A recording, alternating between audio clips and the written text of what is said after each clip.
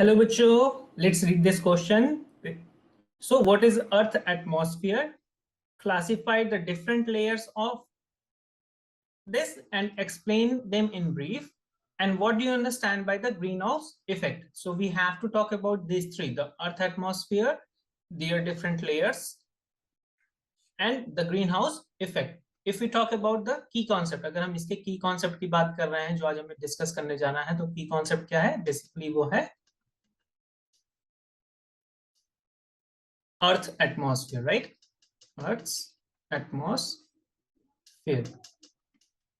अच्छा, अगर मैं बात करूं एटमॉस्फेयर क्या होता है, तो एटमॉस्फेयर को अकॉर्डिंग टू ग्रीक लैंग्वेज हम क्या कर सकते हैं, डिवाइड कर सकते हैं ना। ये देखो क्या बना हुआ है, एटमॉस्फेयर लिखा हुआ है।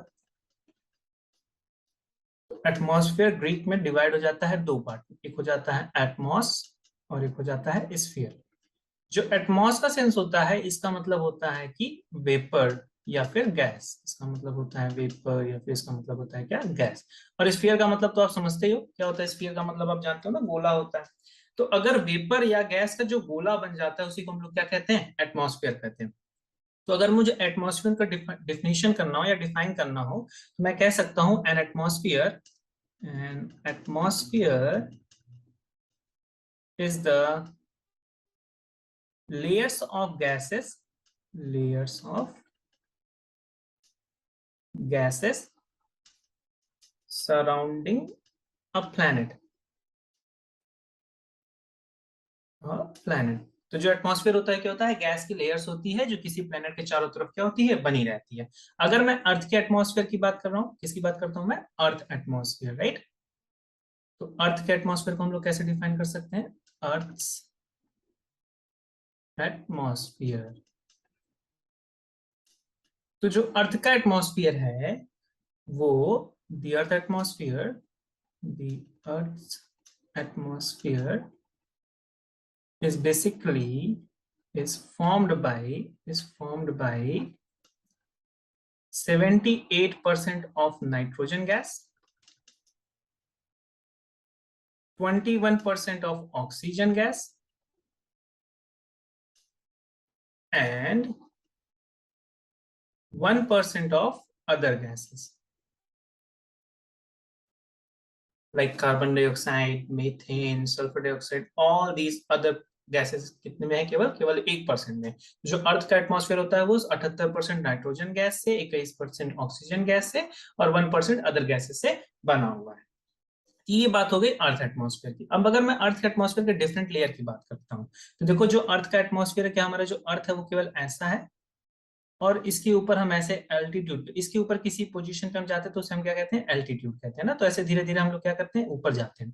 तो अगर मैं जीरो से मतलब अर्थ के सरफेस से 10 किलोमीटर की हाइट तक चला जाऊं ना, 10 किलोमीटर की हाइट तक चला जाऊं, तो यहाँ पर क्या एक गैस का ऐसा स्फीयर बना हुआ है।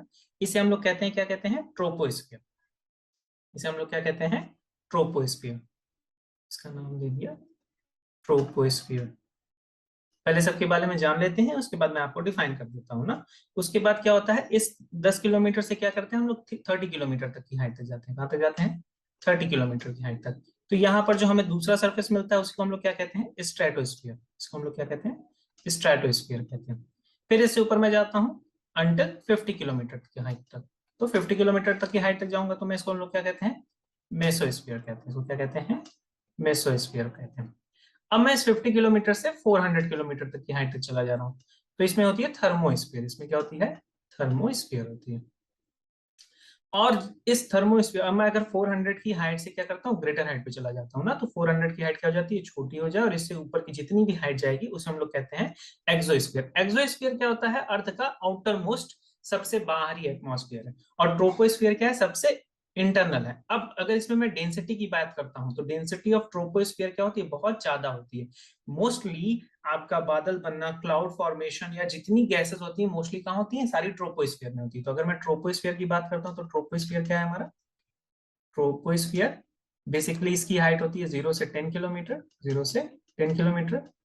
इसमें जो एयर है या फिर जो गैस है उसकी डेंसिटी क्या होती है, बहुत ज्यादा होती है। Air density is maximum, is maximum. अगर मैं इस ट्रोपोस्फीयर में ऊपर जाता हूं तो टेम्परेचर डिक्रीज करता है। ट्रोपोस्फीयर में अगर मैं ऊपर आ जा रहा हूँ ऊपर, तो टेम्परेचर क्या करता है, डिक्रीज करता है। और 75% ऑफ अर्थ एटमॉस्फेयर, जो अर्थ का जो एटमॉस्फेयर है वो किसमें है, ट्रोपोस्फीयर में है। 75% of atmosphere is in this ongoing high altitude. ऊपर जाने पे क्या होता है, ongoing high altitude temperature decreases। Okay अच्छा, अब दूसरी बात करते हैं हम लोग किसकी, मेसोस्फीयर की बात करें अगर, सॉरी स्ट्रेटोस्फीयर की। दूसरा हमारा क्या है, स्ट्रेटोस्फीयर। तो अब ये क्लियर है कि स्ट्रेटोस्फीयर का किस साइड से किस साइड तक होगा, 10 किलोमीटर से 30 किलोमीटर की हाइट तक होगा। इसमें जो एयर डेंसिटी होती है क्या होती है, कम होती है। और जो स्ट्रेटोस्फीयर होता है ये बेसिकली ओजोन लेयर भी इसी स्ट्रेटोस्फीयर में ही होती है। ओजोन लेयर कहाँ होती है, इसी स्ट्रेटोस्फीयर में ही होती है। पक्की बात है। अब इसी में क्या करते हैं, एरोप्लेन्स फ्लाई करते हैं, क्योंकि मैंने आपसे बताया कि ट्रोपोस्फियर में क्या करते हैं, एरोप्लेन के लिए सबसे बेस्ट होता है कौन सा, स्ट्रेटोस्फियर।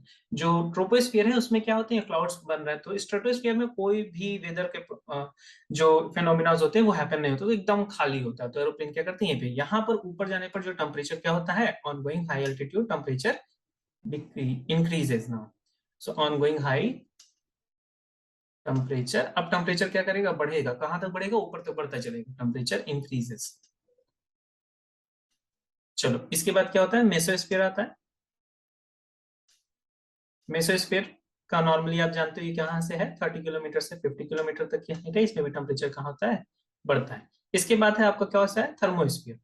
जो थर्मोस्फीयर होता है इसमें टेम्परेचर बहुत ज्यादा होता है ना, इसका जो टेम्परेचर होता है बहुत ज्यादा होता है। और इसी में क्या होता है, जो थर्मोस्फीयर है इसी में होते हैं आयनोस्फीयर। इसी में क्या होते हैं, आयनोस्फीयर। इस आयनोस्फीयर में होते हैं आयंस। इस आयनोस्फीयर में क्या होते हैं, आयंस। और ये आयंस क्या करते हैं, रेडियो वेव्स के ट्रांसमिशन के लिए बहुत हेल्पफुल होते हैं। और जो लास्ट है आपका है वो क्या है, एक्सोस्फीयर। जो लास्ट है आपका है वो एक्सोस्फीयर, वो आउटर मोस्ट है। तो एक्सोस्फीयर में एयर की जो डेंसिटी है वो सबसे कम होती है, एयर डेंसिटी इज लीस्ट।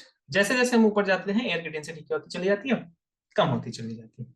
अब हम बात करते हैं ग्रीन हाउस इफेक्ट क्या होता है। What is green house effect, green house effect basically क्या होता है कि अगर ये हमारा अर्थ, ये हमारी क्या है, अर्थ है, और ये उसका सराउंडिंग क्या हो, एटमॉस्फेयर। हमने इसका ये सराउंडिंग क्या बना लिया, एटमॉस्फेयर। सन की जो रेज होती है, अगर हमारा ये सन है और जो सन से रेज आती है, सन से जो हीट आती है वो क्या करती है, उसका कुछ जो पोर्शन है वो एक्सोस्फीयर से क्या हो गया, रिफ्लेक्ट हो गया, और कुछ पोर्शन कहाँ तक पहुंचता है, अर्थ तक पहुंचता है।